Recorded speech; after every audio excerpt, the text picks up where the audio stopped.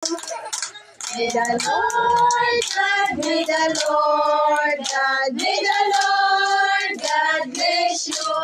Happy birthday! Hi guys! Good evening! Thank you so much sa lahat ng bumati sa aking birthday. Ayan, gusto ko lang i-share sa inyo na napaka-bless ko talaga for today's vlog, for today's birthday. Actually, wala po talaga akong handa dito sa Maynila. Bali, nagbaklaran lang talaga ako ngayon at saka kumain lang din mag-isa. Wala akong niyaya, wala akong sinama. So, pero naramdaman ko talaga na napaka-bless ko ngayong araw kasi nga kahit papano naghanda pala yung family ko sa probinsya.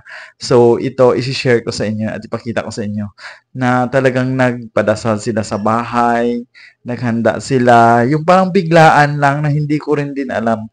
Gabi ko lang nalaman na gano'n maghahanda pala sila tapos magpadasal. Tapos yun, nagtipon-tipon sila doon na nakakaiyak na kahit nandito ako sa Maynila pero pinaghandaan pa rin nila ako. Actually, dati gano'n din naman talaga ang nangyayari. Kahit nandito ako sa Maynila, yung mother ko naghahanda din talaga lagi tuwing birthday ko. Naghahanda ako dito, naghahanda din sila doon sa probinsya.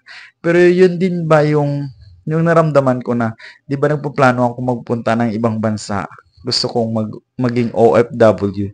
Pero I'm sure marami ding OFW ang hindi ito nararanasan na pinaghahandaan sila ng birthday nila kahit malayo sila sa family nila. Pero ako napaka-bless ko na nandito pa lang ako sa Manila, nararanasan ko na yung ganito.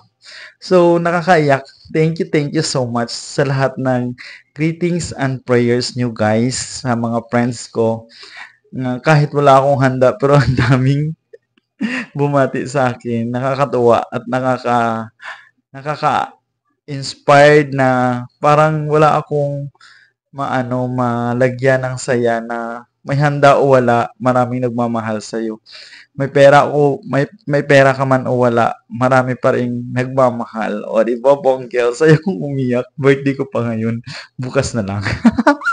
Thank you so much, guys. So, sana lalo tayong i-bless ngayong 2025 at sana good health lang ng buong family ko, friendship ko at saka mga Mars ko, mga lahat ng mga taong malapit sa akin at saka of course yung mga mas nangangailangan, um, sana maging mabuti sila at ako rin good health din para at least makalaban pa tayo sa buhay. So sana maging maayos tayo for this 2025. Thank you so much.